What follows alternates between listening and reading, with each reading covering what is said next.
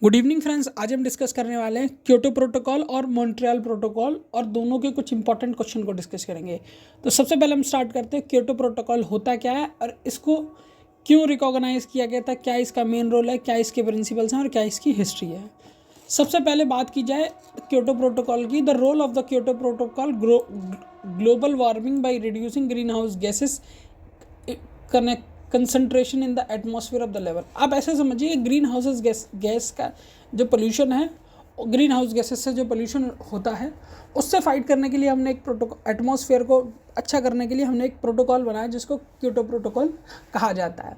अब इसका Kyoto protocol में क्योटो नाम क्यों रखा वो भी हम समझेंगे, बट फिलहाल that would be prevent dangerous atmospheric anti pathogenic interference with the climate system. मतलब ये हर तरीके से हमारे क्लाइमेट को हार्म पहुंचाता है और काफ़ी ज़्यादा डेंजरस है, जिसके कारण किसी भी तरह की प्रॉब्लम हो सकती है। यानी आप ऐसे समझिए कि सूरज से निकलने वाली अल्ट्रावायलेट रेज धरती तक आ सकती हैं। It is only bind developing country and please A heavier burden on them. अब इस क्योटो प्रोटोकॉल जब ये बना था तो इसमें दोनों तरह की कंट्री, जो डेवलप्ड कंट्री और डेवलपिंग कंट्री, दोनों ने हिस्सा लिया था। डेवलप्ड कंट्री से मेरा मतलब वो कंट्री जो विकसित हो चुकी हैं, जैसे अमेरिका हुआ, चाइना हुआ। डेवलपिंग कंट्री यानी ऐसी कंट्री जो अब खुद का डेवलपमेंट कर रही हैं, जस्ट लाइक इंडिया। वो दोनों तरह की कंट्री इसमें शामिल थी। बट एक प्रॉब्लम थी, जो डेवलप्ड कंट्री थी उन पे वो बाइंड की गई थी, बट जो नॉन डेवलपमेंट कंट्री थी या डेवलपिंग कंट्री थी वो बाइंड नहीं थी।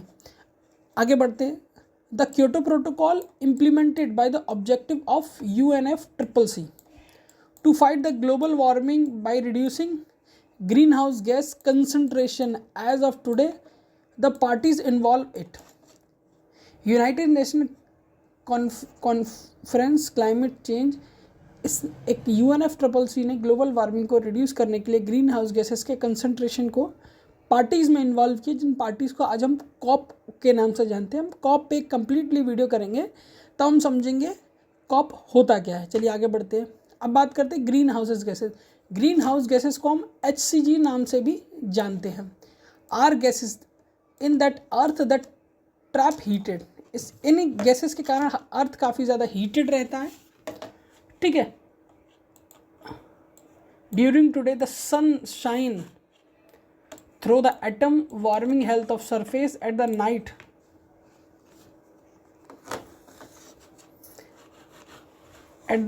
surface cools take back into the air, but some heat trapped to the greenhouse gases at the atmosphere: carbon dioxide, methane, ozone, nitrous oxide, chlorofluoro and water vapor।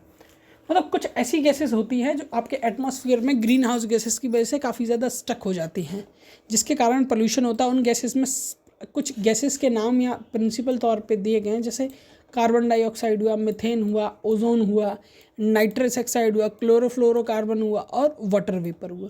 ये green house gases के main component हैं, ठीक है। अब history of Kyoto protocol एक बार पढ़ लेते हैं क्योंकि ये ज़रूरी है। 1997 में third meeting of UNFCCC nation यानी United Nation framework convention on climate change, ठीक है, इनकी एक मीटिंग हुई थी जो हुई थी जापान में। जापान के जहाँ हुई थी उस जगह का नाम था क्योटो, इसीलिए इसका नाम पड़ा क्योटो प्रोटोकॉल। अब ये अडॉप्ट हुई थी 11 दिसंबर 1997 में entered in the face of, और ये 1997 में 11 दिसंबर को इसको अडॉप्ट किया गया था। बट ये इसको जो फोर्स किया गया था वो 16 फरवरी 2005 में अलाउ किया गया था और रेक्टिफाई किया गया था, जिसमें इंडिया ने सिग्नेचर किए थे। क्योटो प्रोटोकॉल नेम जापान की एक सिटी के नाम पे जिसका नाम क्योटो, उसी के नाम पे हमने इसका क्योटो प्रोटोकॉल नाम रखा है।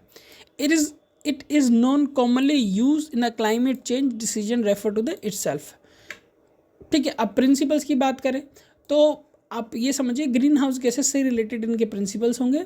The Kyoto protocol is based on the principle of common but different responsibilities. ये इनका प्रिंसिपल है जिसमें हम जो emission of green house gases का कंप्लीट करेंगे। It put the obligation to reduce the current emission on the developed. जिस हिसाब से हम अपना डेवलपमेंट कर रहे हैं, हम वो डेवलपमेंट भी उसके अकॉर्डिंग करेंगे और ग्रीन हाउस गैसेस में जो मेन कंपोनेंट है उन गैसेस को भी रिड्यूस करना स्टार्ट करेंगे, जिसके कारण किसी भी तरह का ओजोन पे इफेक्ट ना पड़े, are historically responsible for the current level of the green house gases. वही current level of green house gases की बात हो रही है। चलिए अब आगे बढ़ते हैं। अब सबसे पहले पढ़ते हैं क्योटो प्रोटोकॉल से कुछ जुड़े हुए MCQs, ठीक है। उसके बाद हम नेक्स्ट वीडियो में मॉन्ट्रियल प्रोटोकॉल के बारे में डिस्कस करेंगे। Kyoto protocol 1997 what about. पहले तो ये समझिए क्योटो प्रोटोकॉल है किससे रिलेटेड। देखिए, प्रोटेक्शन ऑफ ओजोन गैस नहीं, reduction of the green house gases of gas ambition, ये आपका करेक्ट हो सकता है। कन्वेंशन ऑफ द बायोडाइवर्सिटी, ये आपका कम्प्लीटली रॉन्ग है, ये भी रॉन्ग है।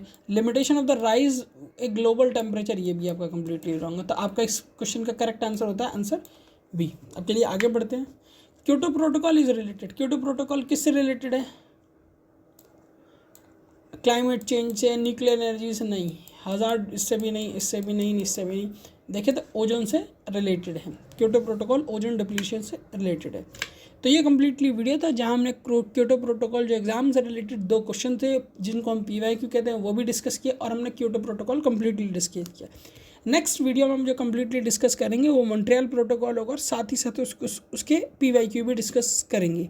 तो वीडियो अगर आपको अच्छा लगा तो चैनल को लाइक शेयर सब्सक्राइब ज़रूर कीजिएगा, वीडियो को शेयर ज़रूर कीजिएगा। जो भी आपके फ्रेंड्स प्रिपरेशन कर रहे हैं UGC नेट GRF की, अगर वो GRF फर्स्ट टाइम में क्लियर करना चाहते हैं तो उन तक ये वीडियो ज़रूर पहुंचाइएगा।